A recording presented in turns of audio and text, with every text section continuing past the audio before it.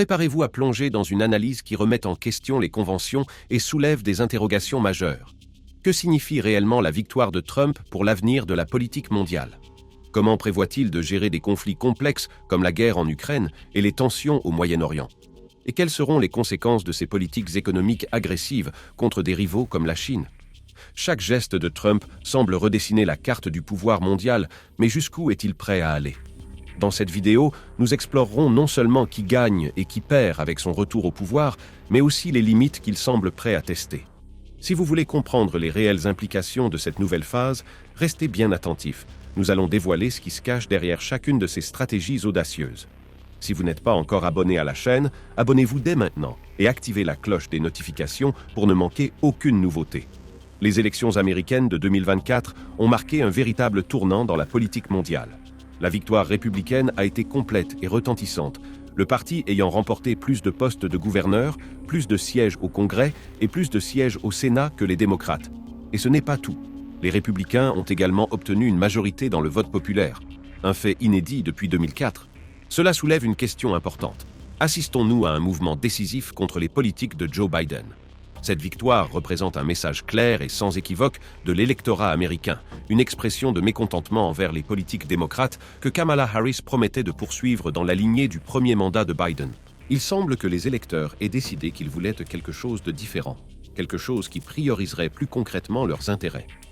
Trump s'est consolidé en tant que leader, plaçant les États-Unis en premier, n'hésitant pas à remettre en question des alliances qu'il considère comme désavantageuses.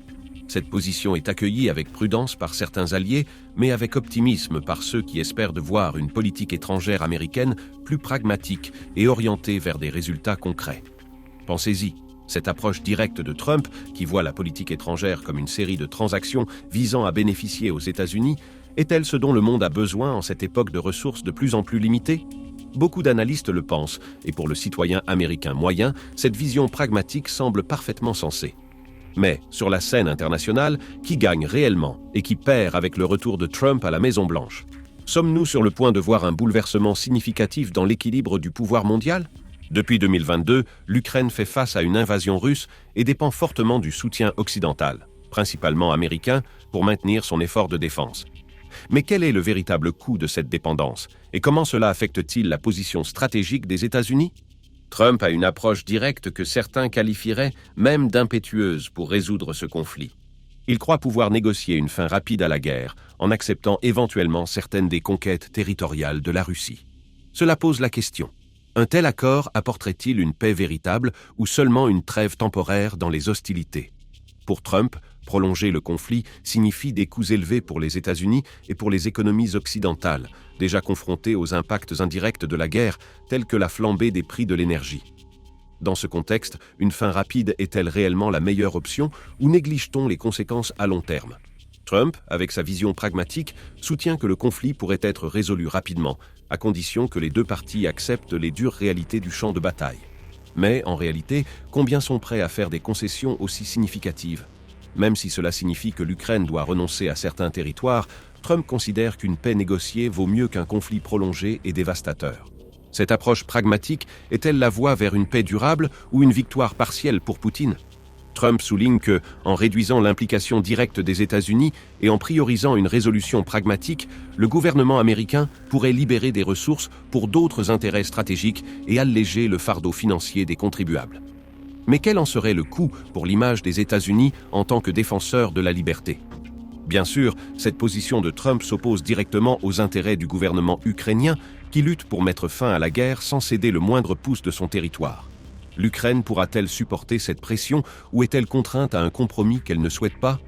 En examinant les promesses et les positions publiques de Trump concernant le conflit en Ukraine, il apparaît évident que le président Zelensky pourrait être l'un des grands perdants, tandis que Vladimir Poutine semble sortir gagnant, obtenant exactement ce qu'il espérait dans sa guerre expansionniste.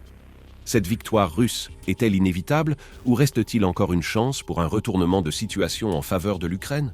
Un autre aspect de la politique de Trump est la possible réduction de la présence militaire américaine en Europe. Depuis son premier mandat, Trump a clairement indiqué que l'Europe devait faire davantage pour garantir sa propre sécurité. Pour lui, l'OTAN ne peut plus dépendre d'un soutien inconditionnel des États-Unis.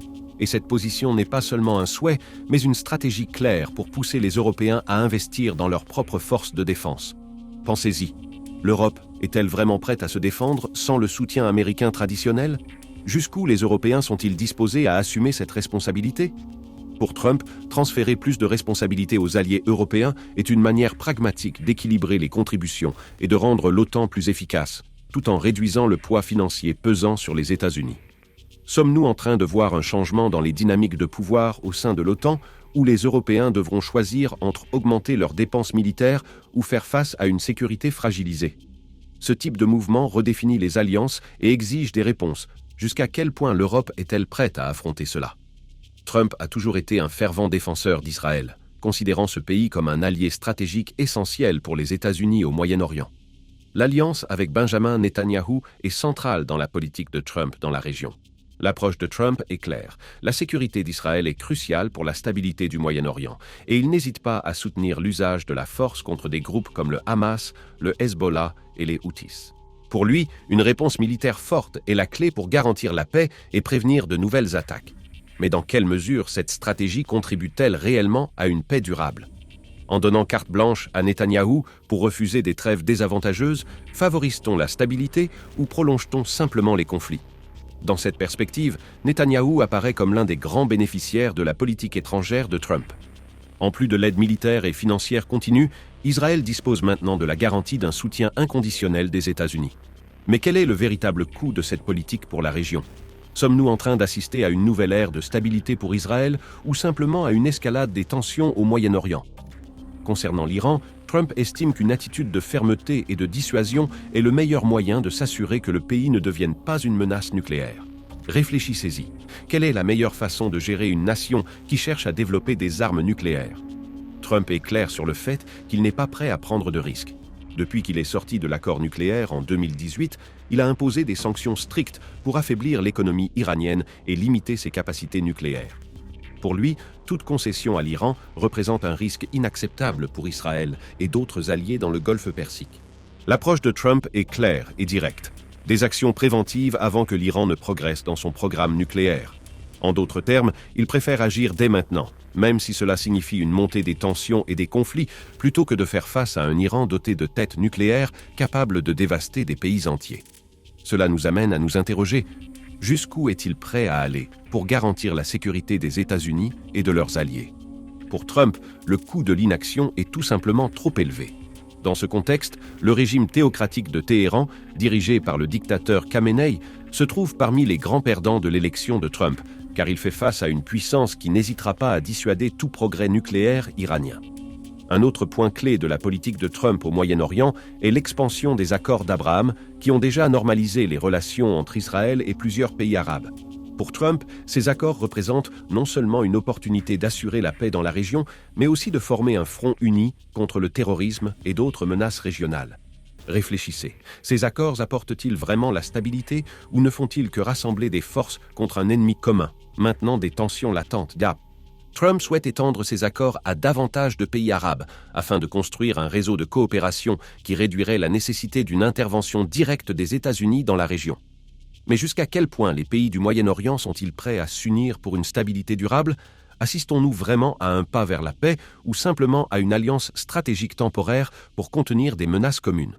Trump considère la Chine comme le principal rival économique des États-Unis et estime que les tarifs sur les produits chinois sont un moyen direct de protéger l'économie américaine et de réduire le déficit commercial.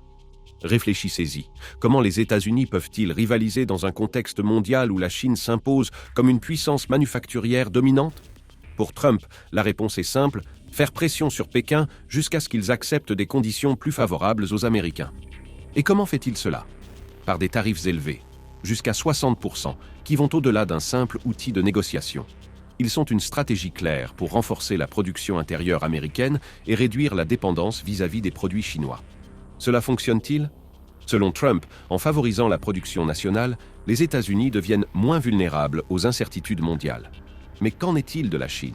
Sur le plan commercial, la Chine semble être la grande perdante, subissant une augmentation des tarifs qui pourrait gravement affecter son économie déjà fragilisée.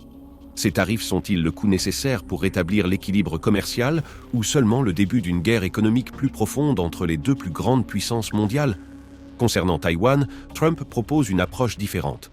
Pourquoi les États-Unis devraient-ils supporter seuls tous les coûts de la défense de Taïwan? Trump estime que Taïwan doit assumer sa part des coûts de sa propre défense, un modèle qu'il juge plus équitable et plus durable pour les intérêts américains. Cette proposition reflète son style pragmatique, équilibrer les intérêts de défense des États-Unis avec les capacités économiques de leurs alliés. Cela nous amène à nous demander jusqu'où Taïwan est-elle prête à assumer cette responsabilité financière et quelles en seraient les implications pour la sécurité de la région. En même temps, Trump ne lâche pas Taïwan. Il maintient un soutien ferme, reconnaissant l'importance stratégique de l'île pour contenir l'influence chinoise dans le Pacifique. Mais cette approche contribue-t-elle réellement à maintenir l'équilibre des forces en Asie? Bien que la stratégie commerciale de Trump envers la Chine puisse générer des tensions, il insiste sur le fait que son objectif est de créer un équilibre des pouvoirs qui favorise les alliés des États-Unis et renforce la sécurité régionale. En adoptant une position ferme, il croit démontrer un leadership qui pousse Pékin à respecter la souveraineté de ses voisins, comme le Japon, la Corée du Sud et Taïwan. Cette politique de pression est-elle vraiment la clé pour garantir la stabilité dans le Pacifique et éviter une escalade militaire directe? Selon Trump, oui, et il n'hésite pas à mettre cette idée en pratique. La victoire de Trump marque une nouvelle phase pour la politique étrangère américaine, désormais axée sur le pragmatisme et les résultats. Pensez-y, comment les États-Unis peuvent-ils maximiser leurs intérêts mondiaux sans s'engager dans des guerres interminables? Dans chaque domaine analysé, l'approche de Trump cherche exactement cela, maximiser les avantages pour les États-Unis, tout en minimisant l'implication dans des conflits qu'il considère comme ayant un faible retour stratégique. En Ukraine, il propose une solution rapide pour éviter un conflit prolongé.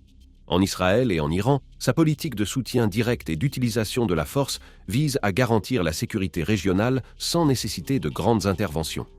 Mais dans quelle mesure cette stratégie peut-elle garantir une paix durable? Quand on parle de la Chine et de Taïwan, l'accent de Trump sur les tarifs et la défense à la demande montre un désir clair de protéger l'économie américaine tout en renforçant la sécurité régionale dans le Pacifique. Cela crée-t-il vraiment la stabilité ou augmente-t-il simplement les tensions dans la région?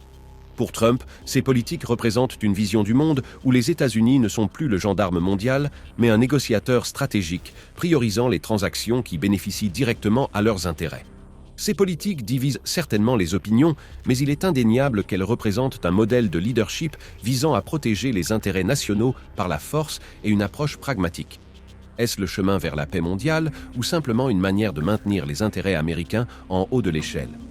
Et si vous n'êtes pas encore abonné à la chaîne, abonnez-vous dès maintenant et activez la cloche des notifications pour ne manquer aucune nouveauté.